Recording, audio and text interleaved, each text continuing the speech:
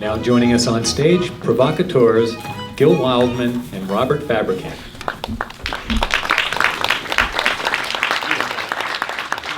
Before we started, we did want to thank both Cheryl in particular and all the organizers for such an amazing day and bringing together such a fascinating, diverse group of speakers and an equally fascinating group of participants. And certainly, I think for our crew, getting to interact this way with the participants was a particularly nice way to be part of all this. And lastly, I'm going to be bringing this home to my 14-year-old daughter, and I think it's going to get a lot of use. So thank you for that.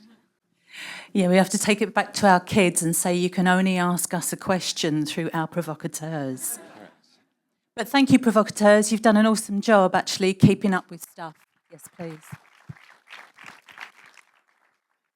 So given that we've been here for a while, we thought we would try and wrap up really with two types of reflections. First, just on both as participants sitting here, but also having worked with this group here, just a little reflection on what we felt was the energy and the experience and kind of the direction of kind of where we felt the audience was going over the course of the day and that sort of trajectory. And then give us a chance to get the last word in on a couple of key ideas or thoughts that struck us, since we definitely didn't ask any questions ourselves. So probably just close with a couple closing thoughts from each of us, maybe as part of our thoughts on what the way forward might look like. Yeah? Yeah, sounds great. Okay, right. Yeah, let's do that. My name's Gill, by the way. I'm a girl. Gill is the boy's name.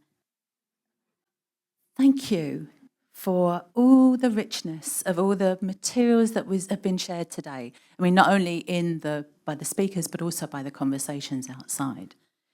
But in particular, the speakers shared, some amazing progress that people are making in tiny steps and bigger steps. There's a room full of frameworks, and I'm going to sleep tonight with a range of different models and arrows pointing in different directions and relating to different parts of the system, because I love that kind of stuff. So I appreciate the transparency of sharing those frameworks. I love the fact that we could look at a range of different contexts for work and a different context for doing projects, and we end up joining the dots on all of that material together. We've got a huge range of language coming from different disciplines here as well, which can actually challenge us and also enliven us to learn more than we know, and I'm really appreciative of that. I'm also appreciative of the humble actions that people are taking, that there is not as much ego in the room as you might find in a design business conference, and it makes it really special and really open to share that stuff. But I think there's a ton of work we could share more. I can see there's lots of overlap, and that's one of the things I would be taking forward from the next bit. Over to you, Robert. All right, so a couple of thoughts from my side. I think that this was a particularly devious way to spend a day, because both the topic of design and how we might look at its impact and the topic of impact in public health are tough ones. And I think for all of us, part of the challenge was wrapping our minds against the fractal nature of the public health sphere, and to go down the rabbit hole of decision trees and then the rabbit hole of architecture and all these different things. And to feel to some degree that we're all a little bit at the mercy of a process that in and of itself is very challenged. Proving any form of impact in public health is not easy. It's not like we have it so much worse than anybody else. So I think for all of us, we've been trying to kind of piece together those different fragments into something coherent and probably not quite getting there. What I felt like I saw as a trajectory was initially a lot of curiosity in the questions about the how. What's the process? What are the tools? And to some degree, reading between the lines, hoping someone was going to stand up and show us that we could walk away with something concrete and easily applied that would answer the question for us around some of the measurement stuff that we face or some of the impact stuff we face. And where I felt like there was a big shift, and I think this was a lot due to the non-designers and the researchers up here, was a shift towards a sense that before you get to that question, the question of how we participate in deciding what's important to measure is one we're also probably not that well prepared for yet. So how do we help and partner with researchers who seemed, and this was one of the most encouraging things to me, quite interested in some of the problems related to design. How do we participate in that early framing?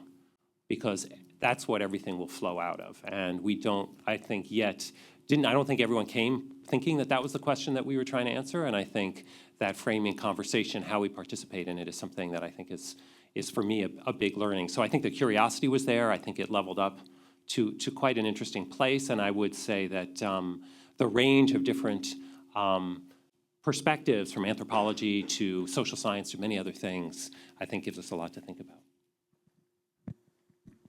And I've got way too many notes, so I'm going to try and make it simpler. But I think we really have our work cut out here. I hope that phrase translates. There's a lot we've got to do, and there's some really great cues here for how people are doing it really successfully. But there's some other elements and other challenges that we face, and one of them being that we're not always working with a brand new thing. We don't always get to set up something completely new. And probably the majority of work is going to be tweaking, working round, building up on systems that already exist and trying to do the best we can with what we have, and realising that that's good enough and that those materials are perfect to work with. And that was Kenyatta's question from this morning. I just thought it was really brilliant. The other thing is about being in it for the long term. I mean, there's an ex-colleague over there who's been working in the same area for 3 years. And as a designer, I think that's a really fortunate thing, but also shows her stamina for making sure she continues to do this. But often as designers, me, myself being one, we only get engaged with in small bursts. So we don't get to see the long game. We don't get to see the long picture. And I would really love that to change, even if it's a different model of working together. I think there's a lot of opportunity here and a challenge also in learning about each other. The way funders talk and the way funders think is not the way I think, and the way that researchers think is also different, and the way that program managers think. And the more we can spend time in each other's pockets, that will be really great, that we can actually understand more about how that works. And none of us have the whole picture. It takes all of us to do this. Back to you, Robert. Very nice. So a couple thoughts on directions forward from my perspective.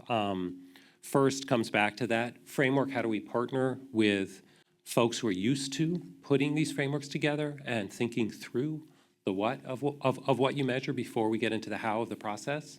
And building more and more opportunities like this to have dialogues with people in the research community and people who are in that sort of strategic role. Second is we didn't spend much time talking about our own data practices, and my experience is they're pretty lousy.